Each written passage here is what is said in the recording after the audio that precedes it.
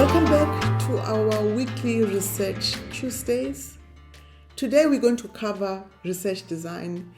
This is a melting pot of your worldview, your research questions, theoretical framework, and other concepts such as sampling issues, research methods, measuring instruments, research validity, research reliability, validity issues, the science of your work, data, sources of data. So as you ponder upon your research questions, you are also thinking about what kind of impact do you want your research to have? Are you trying to contribute to new knowledge? Are you trying to bring in new perspectives to different practices? Are you trying to shape a new policy or craft or modify an existing policy? So your stance will be informed not just by the three golden threads, but also by the kind of outcome and impact that you want your research to have.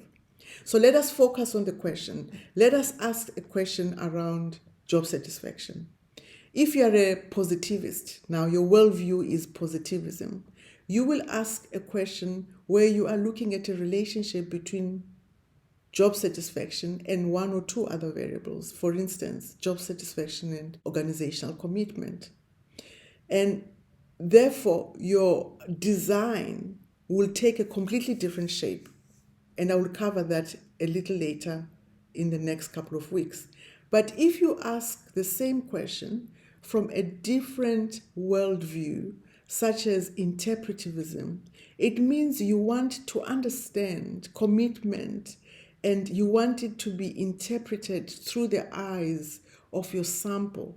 And that's another concept because your sample could vary on the basis of your theory or the actual questions that have shaped your thinking in building up to this point.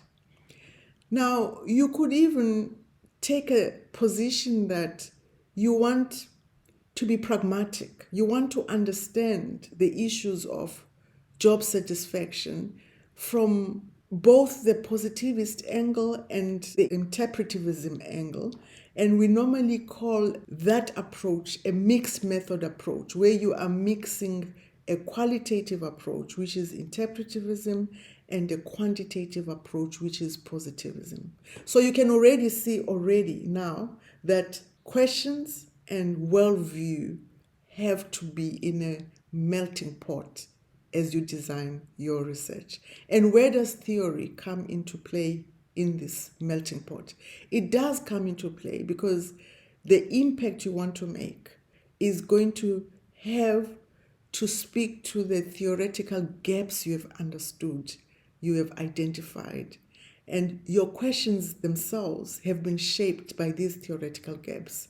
And now your melting pot is now ready for you to embark on other aspects of the research design, which we will cover next week. I wish you well, all the best, and goodbye.